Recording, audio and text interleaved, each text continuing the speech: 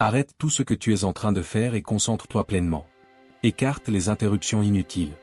Cet instant ne tolère pas la hâte ni les sons parasites autour de toi.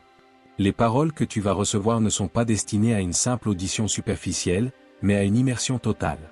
Cela ne s'accomplit que lorsque la pensée se calme et que l'âme s'éveille véritablement. Nous sommes submergés par un flot incessant de discours, de jugements, de requêtes et d'espoirs imposés. Chacun exprime sans cesse, pourtant rares sont ceux qui prêtent une oreille attentive. Dans ce tourbillon excessif, de nombreuses personnes finissent par égarer leur perception intérieure sans même s'en apercevoir. Le calme n'est pas une absence, c'est un terrain fertile où les éléments essentiels peuvent émerger. Peut-être traînes-tu des réflexions que tu n'as jamais pu formuler, des interrogations restées en suspens, un épuisement qui va au-delà du corps pour toucher l'essence même de ton être, ou cette impression persistante qu'un horizon plus vaste t'échappe encore. Ce type de fardeau ne surgit pas sans raison. Il émerge quand une personne est invitée à quitter les apparences et à plonger dans les profondeurs. Ton arrivée ici, en ce moment précis, n'est pas le fruit du hasard. Les communications ordinaires touchent quiconque passe par là. Mais les appels ciblés atteignent uniquement ceux qui sont prêts à les capter. Ce n'est pas une aventure à vivre avec des interférences. C'est une affaire privée, profonde, presque un échange qui réclame une concentration absolue. Le calme dévoile ce que le tumulte dissimule. Il met en lumière les angoisses tout en éclaircissant les choix à faire. Il défie, mais il consolide en parallèle. En faisant taire le monde extérieur, tu commences à détecter des dynamiques intérieures qui ont été réprimées depuis trop longtemps. Des concepts, des émotions et des certitudes qui sommeillaient là, attendant simplement un espace pour s'épanouir. Si tu as persévéré jusqu'à ce point et choisi de poursuivre, c'est parce qu'une partie de toi a identifié que cela dépasse le simple divertissement. Il existe une motivation derrière cette rencontre. Un objectif dans cet échange, et ce n'est que l'amorce de ce qui va se dévoiler progressivement. Une transformation subtile est en cours à cet instant. Tu peux l'apercevoir. Ce n'est pas une illusion fugace ni une astuce mentale. C'est un climat qui s'installe non par des phrases élégantes, mais par une détermination réelle. Un climat qui n'impacte pas tout le monde, car tous ne possèdent pas la vigilance nécessaire pour le remarquer. Tandis que la majorité navigue dans l'existence sur pilote automatique, certains détectent quand une situation mérite une vigilance accrue. C'est comme si l'ambiance se densifiait, gagnait en gravité, comme si un alignement intérieur se produisait sans justification rationnelle. Ce climat apparaît lorsqu'un discours n'est pas banal, quand il n'a pas été conçu pour les masses, mais pour atteindre des individus précis qui portent un passé que peu devinent et une résilience que presque personne ne discerne. Peut-être ignores-tu la raison qui t'a poussé à rester attentif jusqu'ici, mais une force intérieure t'a maintenu ancré. Une énergie t'a incité à modérer ton rythme et à accorder de l'importance à chaque expression. Cela se produit car certains instants transcendent la simple curiosité, ils requièrent une réceptivité accrue. Ce sont des phases de l'existence où tout paraît banal en surface, mais où une évolution se prépare en profondeur. C'est comparable à un cadre modeste cachant une signification riche, que l'on ne saisit que si l'on est disposé à explorer au-delà des apparences. Ce climat ne s'impose pas, ne hurle pas, ne bouscule pas. Il se manifeste avec discrétion mais assurance. Il instaure une sensation de solennité, comme une intuition intérieure murmurant, « Sois vigilant, cela compte vraiment ». Tout le monde ne pénètre pas dans ce climat. Certains le frôlent brièvement et s'en vont. D'autres persistent parce qu'ils pressentent qu'un aspect personnel y est abordé. Et quand tu persistes, quand tu te détaches des distractions, quand tu maintiens ton écoute, c'est un indice que ce discours t'est exclusivement adressé. Il te concerne directement. Il existe une explication à ce timing précis. Une cause particulière, un créneau exact. Et au fur et à mesure que ce climat s'intensifie, les éléments enfouis remontent à la surface.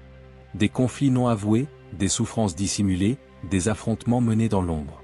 Un motif récurrent se dessine presque infailliblement. Celui qui est désigné ne suit pas des voies aisées. Pendant que la plupart empruntent des itinéraires prévisibles, certains sont guidés par des sentiers tortueux, parsemés de contretemps et de barrières qui ne révèlent leur logique qu'aux observateurs distants. Le plus ardu n'est pas le combat en soi, c'est l'isolement qui l'accompagne souvent. Les désignés ont l'habitude de supporter des charges intérieures dès leur jeune âge.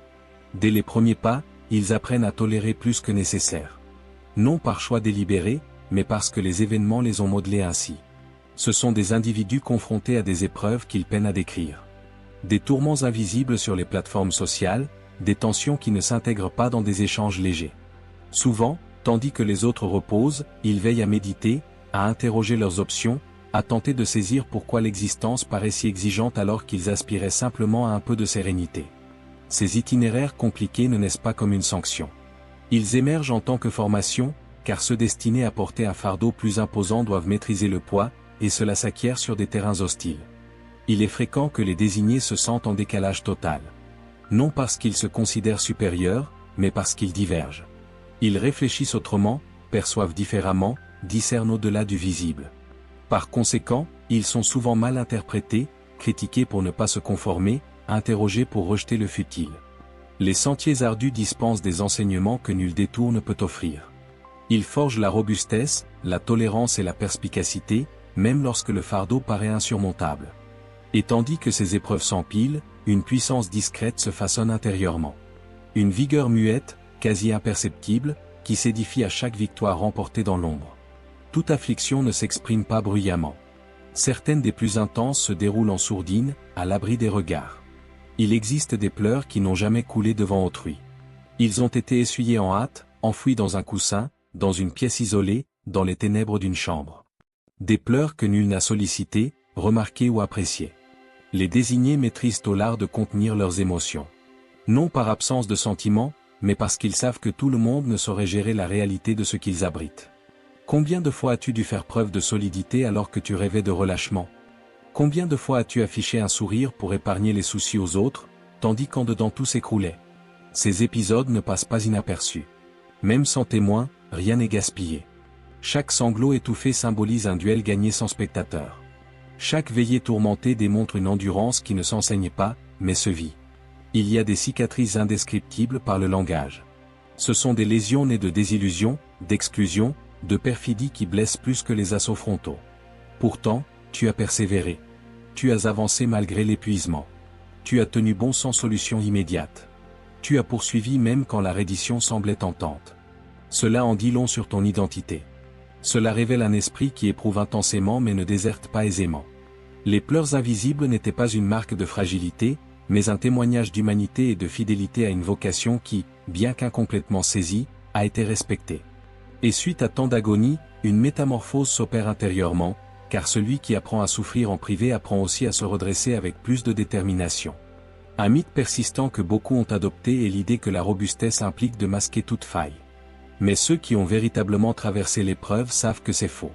Les désignés ne sont pas exempts de fractures. Ce sont des êtres qui ont chuté intérieurement et ont choisi de se relever malgré tout. La fragilité n'est pas une lacune vaine, c'est une sincérité envers soi. C'est admettre ses bornes sans renoncer à l'itinéraire. Tu ne t'es pas jugé faible pour avoir été attentif, ni inférieur pour avoir manifesté de la tendresse dans un univers impitoyable. Au contraire, c'est cette tendresse qui t'a préservé humain alors que l'entourage tentait de t'endurcir. Beaucoup se sont glacés pour endurer. Toi, tu as su résister sans égarer ton essence, et cela requiert une vigueur bien plus grande qu'il n'y paraît. Les désignés captent le poids des paroles, des gestes, des manques. Ils notent ce que d'autres négligent, et même si cela blesse, ils demeurent authentiques. Accepter sa propre fragilité n'équivaut pas à capituler. C'est réaliser qu'on ne triomphe pas toujours seul, ni de la même façon que les autres. Il y a une puissance à confesser l'épuisement. Il y a une sagesse à reconnaître que certaines afflictions ont imprimé des traces. Et il y a du cran à progresser sans feindre l'indifférence.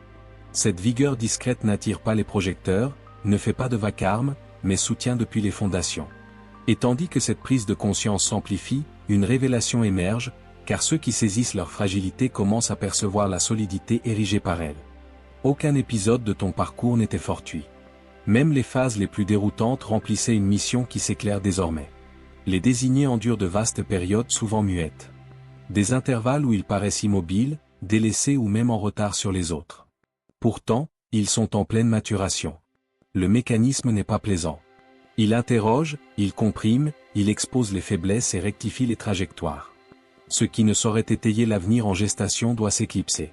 C'est pendant cette ère que la persévérance est affinée, que l'arrogance est domptée, que la quête d'approbations extérieures cède à une autonomie intérieure.